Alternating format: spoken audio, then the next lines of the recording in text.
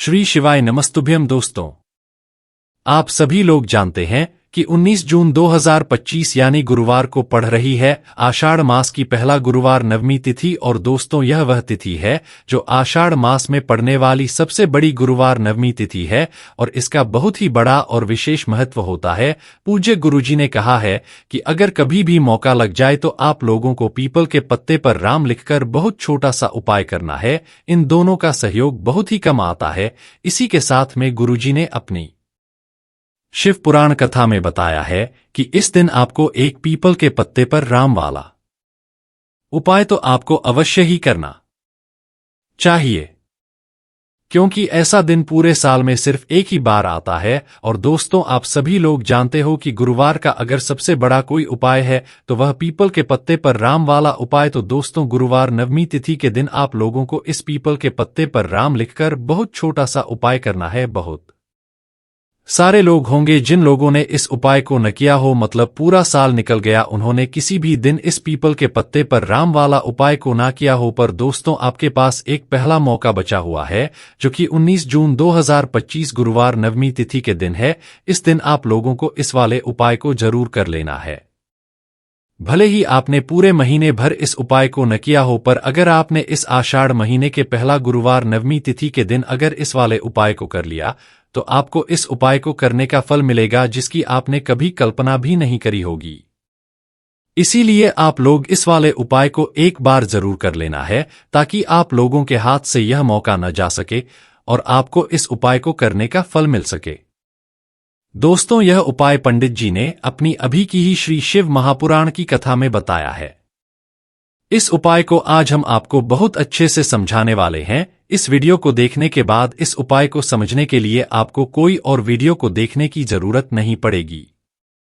तो चलिए दोस्तों, उपाय को शुरू करते हैं। देखिए, इस आषाढ़ महीने के पहले गुरुवार नवमी तिथि के दिन यह इतना खास होता है, इतना महत्वपूर्ण होता है। देखा गया है कभी कभी बड़े बड़े पूजा पाठ अनुष्ठान से जो मनोकामना पूर्ण नहीं होते, वह आषाढ़ महीने की पहला गुरुवार नवमी तिथि के दिन एक छोटे से उपाय करने से ही आपकी मनोकामना पूर्ण हो जाती है। और बहुत सारे लोगों ने इस उपाय को किया भी है और उनको इस उपाय को करने का फल भी जरूर मिला है। अगर आप लोग भी इस उपाय को करना चाहते हैं तो आप इस उपाय को पहले अच्छे से समझ लेना, सुन लेना, उसके बाद करना। आपको इस उपाय का फल जरूर मिलेगा। और इस उपाय को कर लेने से आपके घर में चाहे किसी भी प्रकार की दुख और समस्या क्यों न चल रही हो, आपको उसका कारण भी नहीं पता है कि भाई यह समस्या किसी कारण से चल रही है। उसका कुछ भी कारण हो सकता है, जैसे पितृदोष हो सकता है या किसी भी तरह का मंगल दोष भी हो सकता है। तो इस दिन आप लोगों को यह वाला उपाय कर लेना है। यह एक ऐसा उपाय है जिस उपाय को अगर किसी विशेष दिन पर किया जाए तो भाई उस विशेष दिन का जो है वह तो हमें मिलता ही मिलता है।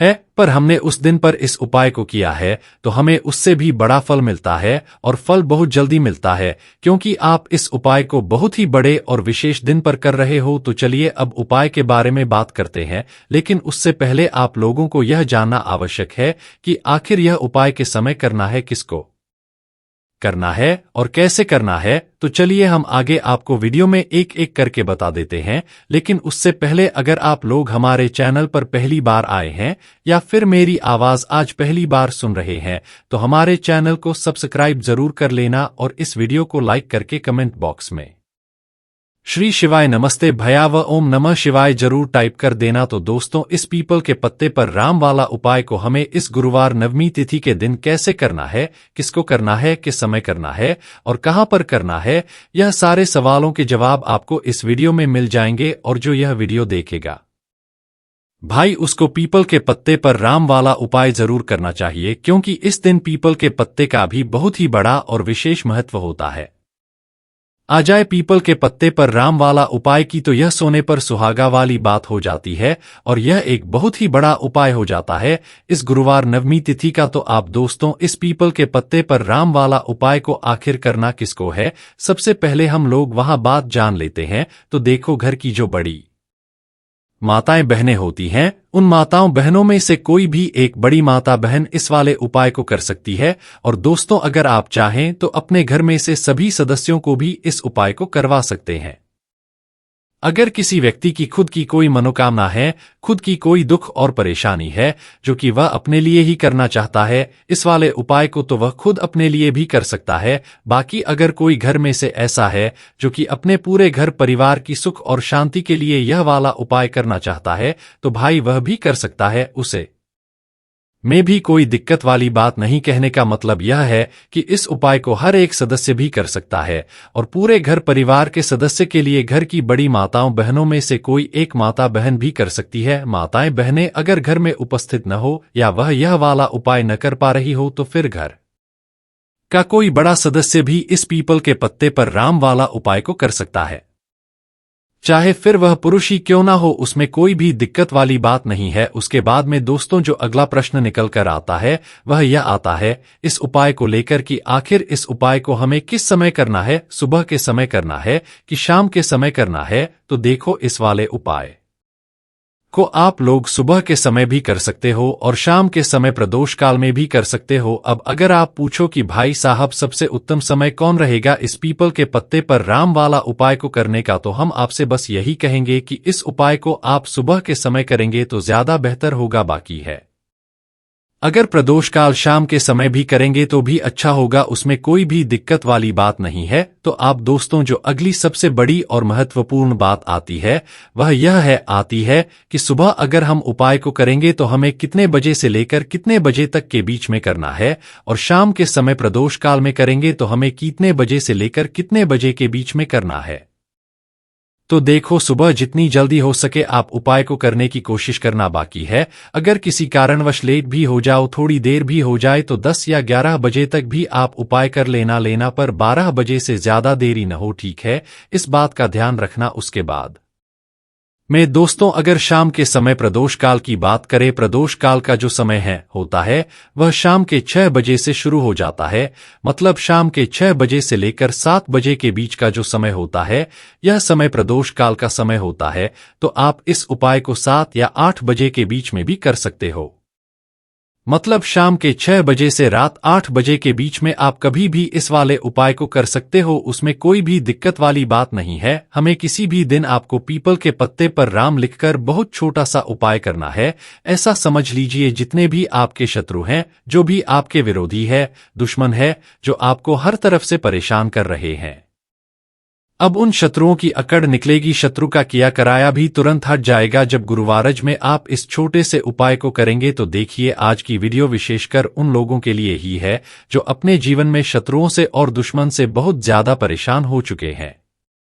देखिए, जगत जननी मां जगदम्बा का हम गुरुवार में पूजन करते हैं और उनसे जुड़े हुए उपाय करते हैं। साथ ही साथ आपको बता दें कि गुरुवार में संकट मोचन हनुमान जी का पूजन करने से और उनसे जुड़े हुए कुछ उपाय करने से जीवन के बड़े से बड़े कष्ट भी क्षण भर में दूर हो जाते हैं। तब बहुत कम समय में आपके शत्रु और आपके विरोधी आपके जीवन से दूर हो जाएंगे। आपके दुश्मन लाख कोशिश करने के बाद भी आपका बाल भी बाका नहीं कर पाएंगे अगर आप गुरुवार में इस छोटे से उपाय को कर लेते हैं। अब देखिए, आज का जो समय है यह कलयुग का समय है और कलयुग के एकमात्र देव था जो अपने भक्तों के जीवन से सारे कष्टों को दूर कर देते हैं, वह स्वयं है संकट मोचन हनुमान जी। और संकट मोचन हनुमान जी का पूजन अगर आप गुरुवार में करते हैं और उनसे जुड़ा हुआ यह छोटा सा उपाय अगर आप गुरुवार में किसी भी दिन कर लेते हैं, तो ऐसा समझ लीजिए आपके जो शत्रु हैं, आपके जो विरोधी, आपके दुश्मन है, यह किसी भी तरह से आपको परेशान करने का प्रयास कर लें, आपका बाल भी बाका नहीं कर पाएंगे।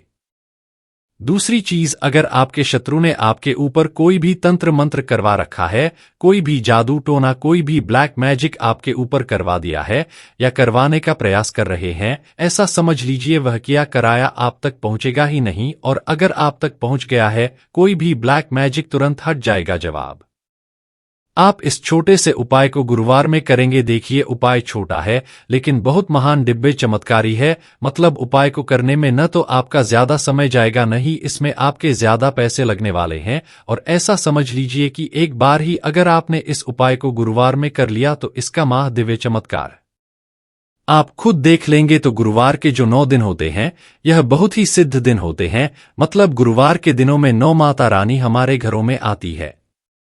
भक्तों के जीवन से कष्टों को दूर करती है। साथ ही साथ आपको बता दें कि गुरुवार के टाइम पर जब भी आप संकट मोचन हनुमान जी के उपाय करते हैं तो मां दुर्गा की आपको असीम और विशेष कृपा मिलती है। मां दुर्गा आपसे बहुत जल्दी प्रसन्न होती हैं और आपके सारे संकटों को वह दूर कर देती है। तो पीपल के पत्ते में और पीपल के पेड़ में होता है देवी देवताओं का वास। पीपल के पेड़ में श्री हरि विष्णु साक्षात मां लक्ष्मी वास करती है।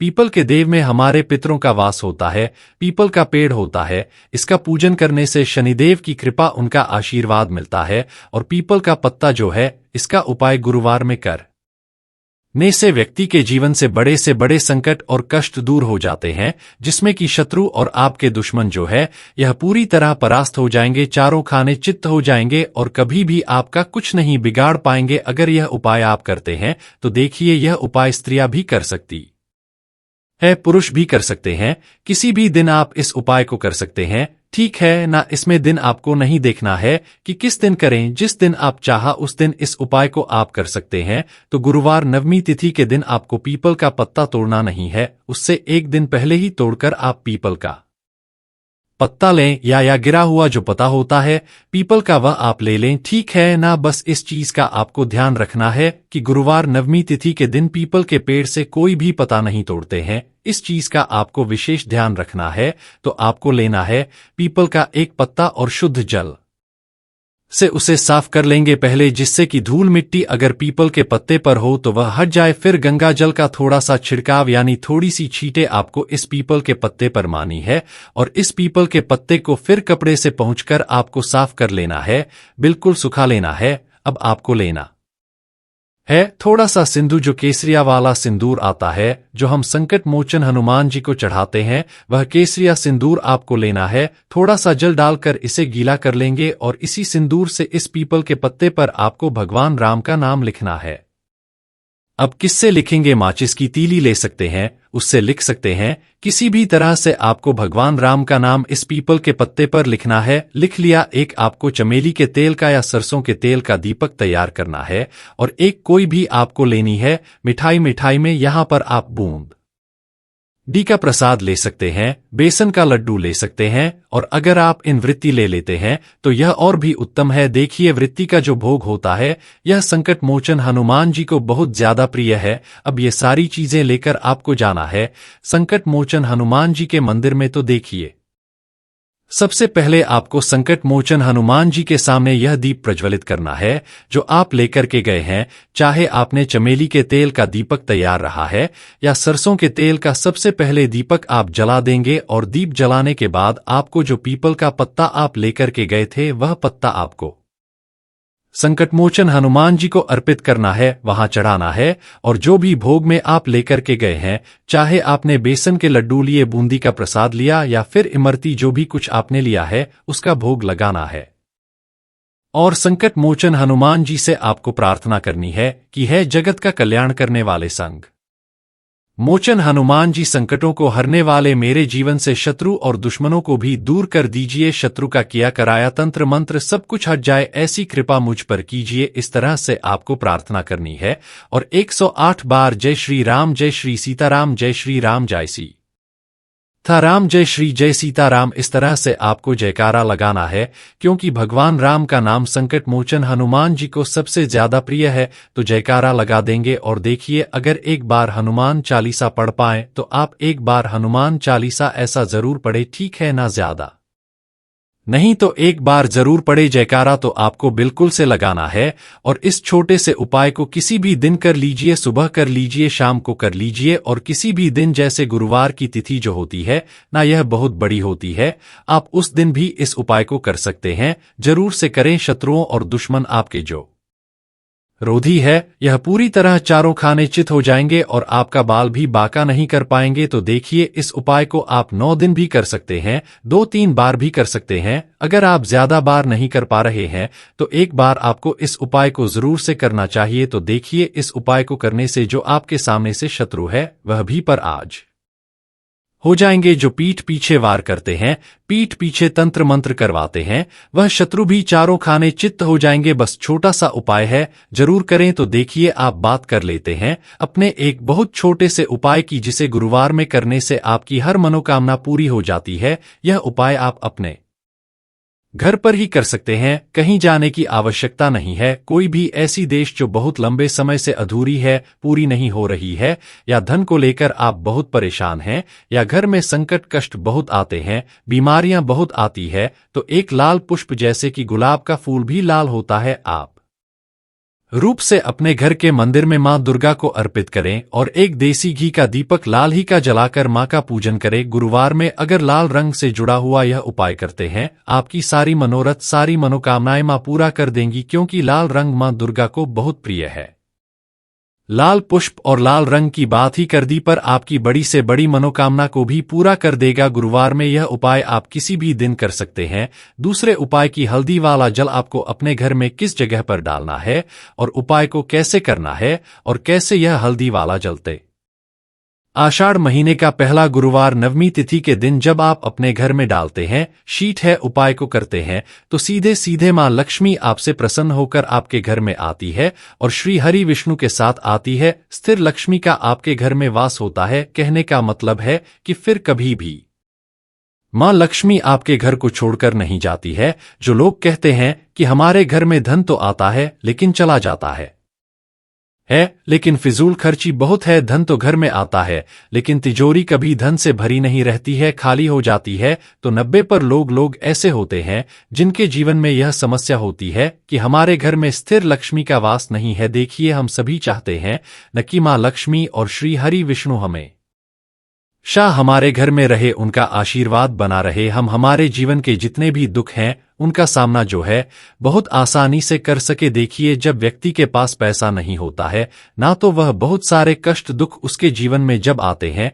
उनका सामना भी नहीं कर पाता है, और जब उसका आर्थिक पक्ष मजबूत होता है तो बहुत सारी समस्याएं उसे अपने जीवन में जो आती है वह छोटी लगती है। लेकिन अगर पैसा भी पास नहीं है तो छोटी छोटी प्रॉब्लम्स और छोटी छोटी चीजें जो हमारे जीवन में आती है वह भी बहुत बड़ी लगने लगती है। तो आपको करना क्या है, आपको यहां पर लेना है गंगाजल। तो देखिए, सबसे पहले तो आपको अपने पूरे घर में गंगाजल का छींटा लगाना है, ठीक है ना। गंगाजल आपके घर से जितनी भी नेगेटिव एनर्जी होती है उसे बाहर कर देता है, ठीक है ना। गंगाजल का छिड़काव जब आप करते हैं, उसके बाद कोई पूजा पाठ करते हैं, कोई उपाय करते हैं, वह पूरी तरह से सफल होता है, क्योंकि आप के घर में पॉजिटिव एनर्जी सकारात्मक ऊर्जा आ जाती है, ठीक है ना। तो इतना करने के बाद आपको क्या करना है, एक लोटे के अंदर या एक कटोरी किसी भी चीज के अंदर आपको अपने घर का शुद्ध जल लेना है। ले लिया, उसके बाद पिसी हुई हल्दी उसके अंदर मिलानी है, मिला दी। जब हल्दी आपको मिलानी है, ठीक है ना, उस समय आपको श्री हरि विष्णु का ध्यान करना है। श्री हरि विष्णु से प्रार्थना करनी है कि मेरे घर में धन बढ़े और कभी भी मेरे घर की जो सुख समृद्धि है उसमें कमी न आए, ठीक है। जब आप जल मिला लेंगे उसके बाद आपको तुलसी का एक पत्ता लेना है। तुलसी का पत्ता पहले ही तोड़ लें। गुरुवार के दिन भूलकर भी आपको नहीं तोड़ना है, तो वाले दिन नहीं तोड़ेंगे, उससे पहले ही तुलसी का पत्ता तोड़कर रख लें। अगर आपके घर में तुलसी का पौधा इस टाइम सूख गया है, नहीं है, तो जहां पर भी आपको तुलसी का कोई पत्ता मिल जाए, एक पत्ता आप ले आए। उसी के पत्ते से आपको अपने पूरे घर में उस हल्दी वाले जल का छींटा लगाना है। सबसे पहले घर के मंदिर में लगाएंगे, ठीक है ना। फिर जितने भी रूम है, कमरे हैं, वहां पर लगाएंगे, घर के मुख्य द्वार पर लगाएंगे। इस तरह से जब उपाय करते हैं तो आपके घर में कभी भी धन की कमी नहीं होती है, धन में वृद्धि होती चली जाती है और धन आपका हमेशा बढ़ता है। देखिए, अगर तुलसी का पत्ता आपको नहीं मिलता है तब आप किसी भी छोटी सी पूजा वगैरह की जो चम्मच होती है उससे भी चिंता लगा सकते हैं। तो देखिए, जब भी आप अपने घर में गुरुवार नवमी तिथि के दिन हल्दी के पानी का छींटा लगाते हैं तो इससे श्री हरि विष्णु मां लक्ष्मी के साथ आपके घर में आते हैं और स्थिर रूप से आते हैं, मतलब कभी भी आपके घर को वह छोड़कर नहीं जाते हैं। तो देखिए, हल्दी जो है यह जुड़ी है श्री हरि विष्णु से, आपकी कुंडली में गुरु को मजबूत करती है, आपके जीवन में सुख और सौभाग्य को खींच कर लाती है, धन को खींच कर लाती है, मां लक्ष्मी को प्रसन्न करती है। जिस तरह से हल्दी खाने का स्वाद बढ़ा देती है, बहुत बड़ी बड़ी बीमारियों को दूर कर देती है, उसी तरह से यह आपके को भी सुख से भर देती है, अगर के उपाय आप सही तरीके से कर लेते हैं, पूर्ण सच्ची श्रद्धा के साथ, पूर्ण निष्ठा के साथ कर लेते हैं, श्री हरि विष्णु और मां लक्ष्मी पर विश्वास करके कर लेते हैं। कोई भी उपाय जब आप करें तो हमेशा यह सोचकर करें कि मेरा यह उपाय जरूर सफल होगा और मुझे भगवान की कृपा जरूर मिलेगी। आप देखेंगे कि इस तरह से जब आप उपाय करेंगे आपको उसका फल जरूर मिलेगा, आपका उपाय जरूर सफल होगा और जीवन में आप हमेशा आगे बढ़ेंगे। तो 2 उपाय की बात कर ली, अब जल्दी से बात कर लेते हैं। तो दोस्तों, यह थे पूज्य गुरु जी द्वारा बताए गए कुछ बहुत ही खास